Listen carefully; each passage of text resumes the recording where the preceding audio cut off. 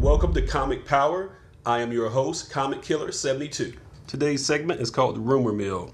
This show is primarily about news from comic book movies and TV shows that are rumored but not 100% confirmed yet. Especially who's playing the lead roles, what studios are making it, and who's attached to direct and stuff like that. But here's some other information first. I'm having another graded comic sale over at my eBay where I have some 9.8 keys graded by CBCS 9.8 with auction bid prices starting at just 99 cents. One of them is Satellite Sam, a 9.8 that's signed by Matt Fraction. The other is a Black Panther #1 negative space variant. This is an extremely limited variant. It was only available at the artist's website. The bidding on Satellite Sam ends tonight at 9:45 p.m. Eastern Time. The bidding on Black Panther also ends tonight at 9:55 p.m. Eastern. So if you're interested, get your bid in before then and see the links in the description.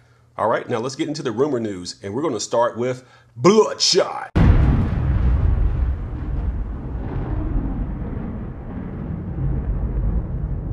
If you didn't know about it, Valiant Comics has worked out a deal with a foreign investor who's putting up the funding to turn their comic books into movies and television projects, and Bloodshot is going to be one of the first ones. Here's a real quick down and dirty review on the character. He's an anti-hero that's very similar to Wolverine, being that he's a man that was a test subject with the intention of turning him into a living weapon. In the case of Wolverine, it was the Weapon X project. In the case of Bloodshot, it was called Project Rising Spirit. And just like Wolverine, he went rogue and broke free. And he only has fragments of his past he's trying to recover that he doesn't remember. His origin is similar to Wolverine, but his power set is closer to RoboCop meets the Terminator. The experiments gave him increased speed and strength and agility, as well as a healing factor. However, he has tiny nanites in his blood, meaning they're little microcomputers that control him. So he can do things like hack computers by just touching them, which is similar to Deathlock and Cyborg. A Bloodshot movie most likely would be a revenge story of him taking on Project Rising Spirit. I expect it to be very brutal, like the Punisher type of story. And saying all that, the actor that is rumored to be playing Bloodshot is going to be Jared Leto.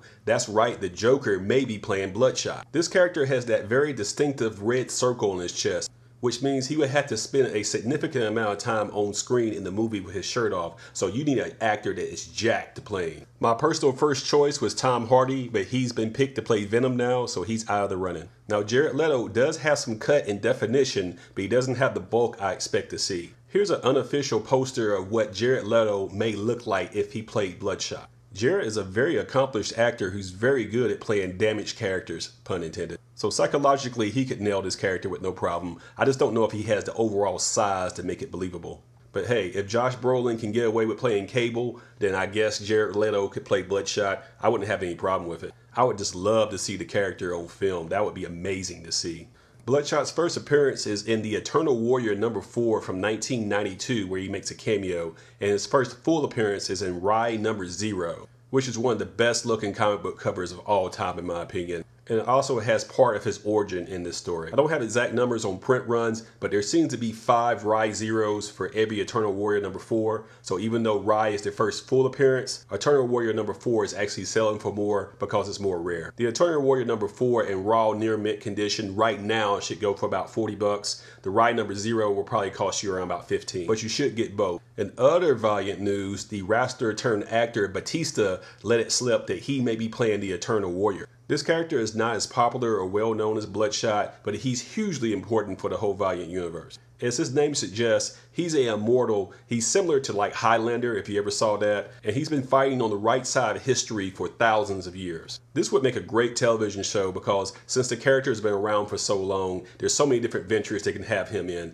like fighting Nazis in World War II. Or helping the Jewish resistance fight the Romans in the 1st century. The Eternal Warrior's main mission in life, though, is protecting the GEOMANCER from the immortal enemy. If the immortal enemy successfully kills the GEOMANCER, it sends the Earth into a dark age for thousands of years. So the Eternal Warrior cannot fail in this mission. His first appearance is in Solar #10 from 1992, one of the first really cool embossed all-black covers. His second appearance and first full one is in Solar #11. In late 1992, around the Unity crossover, he got his first ongoing title, which brings us right back around to Eternal Warrior #4. Not only is it the first appearance of Bloodshot, it's the first appearance of the immortal enemy, the Eternal Warrior's arch enemy. So if Batista is going to play this role, I'd be all for it. But to tell you the truth, I think that Batista and Jared Leto should switch. Batista is so jacked, he should be playing Bloodshot, and the Eternal Warrior should be played by Jared Leto. Because it's not essential for the Eternal Warrior to be jacked, but it is for Bloodshot. I could see Batista's character, Drax the Destroyer, dying in the Infinity War, which would free him up for a Valiant project. Tell me how you guys feel in the comment section about Leto possibly playing Bloodshot and Batista possibly playing the Eternal Warrior, or should they flip them? What do you guys think? That brings us to Fox, who's trying to develop a Doctor Doom movie. He's a Marvel character, but he's in the Fantastic Four universe, which is owned by Constantine Films in association with Fox. The team behind the successful television show Legion is behind this, and they announced it at the 2017 Comic-Con that this was in development. Dr. Doom, of course, is the arch enemy of the Fantastic Four, making his first appearance in Fantastic Four #5 back in 1962. And he's been a thorn on their side ever since. However, there have been 3 Fantastic Four movies, and all 3 of them have sucked horribly, especially the one from 2015. And this is what they did with Dr. Doom. This is just a travesty of justice. Of course, the movie was a colossal failure on epic proportions. So if you can't get the Fantastic Four right, then how are you supposed to get a Dr. Doom solo movie right? It doesn't make any freaking sense. I got 2 theories about why Fox may want to try this. Number 1, they see that Sony wants to develop a Venom project. So if Spider-Man's arch enemy can have his own movie, then they can counter with the Fantastic Four's arch enemy having his own movie as well. A dark R-rated villain-centric movie. Or Constantine/Fox is trying to find a way to weasel their way into keeping the Fantastic Four's rights by doing a spin-off in that universe. The way these option deals work basically is like this. The owner of the movie rights would have to make a new movie every 5 or 6 years, or the rights would go back to Marvel. And Fox would lose the movie rights not only for the Fantastic Four and Dr. Doom, but the Silver Surfer and Galactus, who are all part of that. Of course, all this legal mumbo-jumbo, this really frustrates fans, and we're getting bad Fantastic Four movies, and it's just not fair. It's not fair to the characters, it's not fair to Marvel, it's not fair to the fans, but Marvel should take some of the blame for cutting a lousy deal a long time ago that they can't get out of, unless Fox just gives up and quits on the Fantastic Four universe, and it doesn't seem like they're going to do that. The only thing we got good out of the Fantastic Four universe out of Fox is that Chris Evans was discovered to be a good lead actor. He played Johnny Storm, he got upgraded to Captain America in the MCU. That's about it. I'm not even going to talk about the unreleased Fantastic Four movie in the early 1990s. Man, wow. Fox should be sued for false advertising. I'm serious. They really have butchered the Fantastic Four. But anyway, they said that the actor Matt Mikkelsen has interest in playing Dr. Doom. This actually makes sense. This guy's a fantastic character actor. If you remember him, he played one of the villains in Doctor Strange, so his transformations are amazing. And think about it, his first name is Mads. Who's better to play a madman than a guy who's named Mad? Hopefully he won't do it and he'll come to his senses after looking at the track record of what Fox has done before with the Fantastic Four property. He could play Dr. Doom, but I hope he doesn't play it. Constantine/Fox needs to just give up and give it back to Marvel and everybody will be happy. For once, guys, just do the right thing, okay? Just do the right thing. That's about it for today. Thank you for watching Rumor Mill, where we go over comic book related feature leaks and how the internet is viewing it. Be sure to follow my blog at comicpower.net. On social media, follow me at facebook.com/comicpower.net and comicpower-universe.tumblr.com. And don't forget twitter.com/comicpowersub.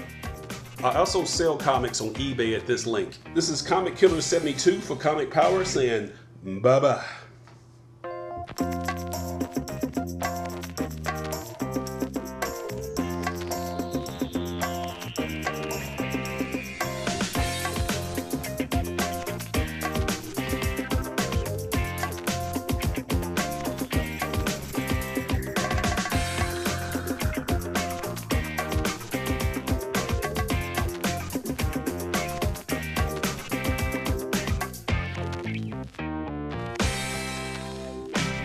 And don't forget to share this video, click on subscribe, give it a thumbs up, and tell everyone you know about this channel to help it grow.